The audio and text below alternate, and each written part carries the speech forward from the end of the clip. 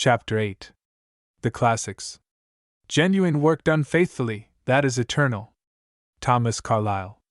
The older we grow and the more we study, the more we shall hear about the classics, about classic music, and classic art, and classic books.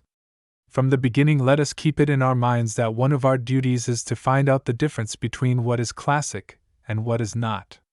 Then we shall have a proper understanding. An English writer on art says, "The writers and painters of the classic school set down nothing but what is known to be true, and set it down in the perfectest manner possible in their way." And we have already learned that thought from the heart, expressed in tones, is good music. On the other hand, a thought with the heart not in it, expressed in tone, makes poor or common music. Mendelssohn wrote in one of his letters, "When I have composed a piece just as it springs from my heart, then I have done my duty toward it." 28. But in writing thoughts, whether in words or in tones, there is a very important thing to add to the bidding of the heart. It is the training of the mind. With both of these one works and judges wisely.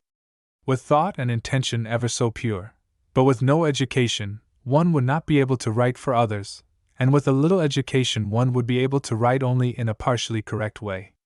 This brings us to one of the most interesting talks we shall have. Let us try to make it clear and simple. We can easily imagine a man both true and good who can neither write nor spell. Happily, in these days, nearly all people who are old enough know how to do both. We can understand that this man may have beautiful thoughts, the thoughts of a true poet or of a true artist, but being unable to write or to spell, he could not put his thoughts on paper for others to read and to study. This is the way thoughts are preserved and made into books so that people may benefit by them. It would, therefore, be necessary for this man, about whom we speak, to get the assistance of someone who knew how to write thoughts and to spell their words. Then, together, they would have to talk about the thoughts, choose proper words, form the sentences, and make all fit rightly together as a writer must who desires to be clear. But it is more than likely that the one who writes would not do all these things to the satisfaction of the other. Of this there could be but one result. The person who had the beautiful thoughts would be forever wishing that he had learned in the first days to write and to spell. Then he could do all these things for himself, and show his thoughts to others exactly as he wished them to appear. Now it is clear that some may have beautiful and valuable thoughts, and not know how to write them, while others may have the ability to write without having thoughts worth preserving. Evidently what one must have are both beautiful thoughts and ability to write them.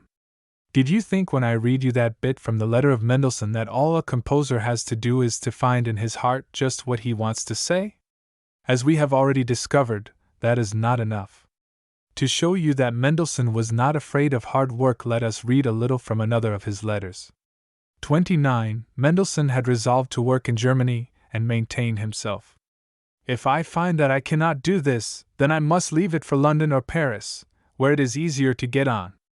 I see indeed where I should be more honored, and live more gaily and more at my ease than in Germany, where a man must press forward, and toil, and take no rest. Still, if I can succeed there, I prefer the latter."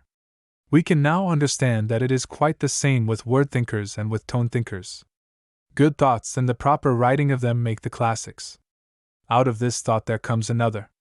It is this: great thoughts, expressed well, out of a great heart, make the works which last the longest, and still further, for one truth leads out of another. Only they can appreciate the classics who have something that is classic within them. They must have the heart true in its feeling, tender in its sentiments. Even a child can have that. They must have the mind trained in the truest and best way of expressing thought. And a child may begin to learn that. Hence we see that a child may be classic worthy. Only we must never, no matter what is our ability, think we are better or above others. The more talents one has, the more one is expected to do, and the greater duty it is. Thus far we have 3 truths. Now here is a 4th. Some love the classics sooner and better than others because they have more power. And how do they get it?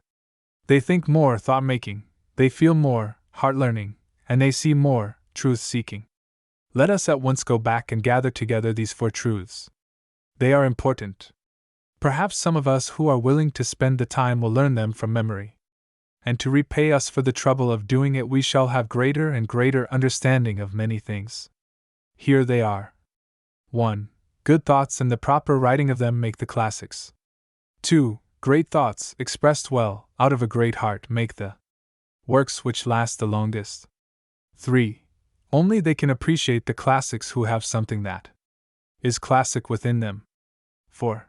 Some love the classics sooner and better than others because they have more power. What shall these truths teach us? That true music cannot be learned rapidly, that the way of art is long and difficult. But if the way is long, it is yet beautiful in every turn. If it is difficult, it is yet worth a struggle for what comes. As you read the lives of the great composers, you will learn that they went willingly about their tasks, doing each one well. This is done by all great men. Great men take short steps carefully, no matter how rapidly they can go. One of them, 32, wrote, "Success comes with tiny steps. And it comes entirely unsought." Besides all this, we are to remember that the power for these things comes from I. Thought-making. 2. Heart-learning. 3. Truth-seeking. Now, just to end with, let us read a few words from a book I trust we all may read some day. 33. Great art is the expression of the mind of a great man, and mean art of a weak man. Let us remember that in choosing things to play. Further on, Ruskin says, if stone work is well put together, it means that a thoughtful man planned it, and a careful man cut it, and an honest man cemented it.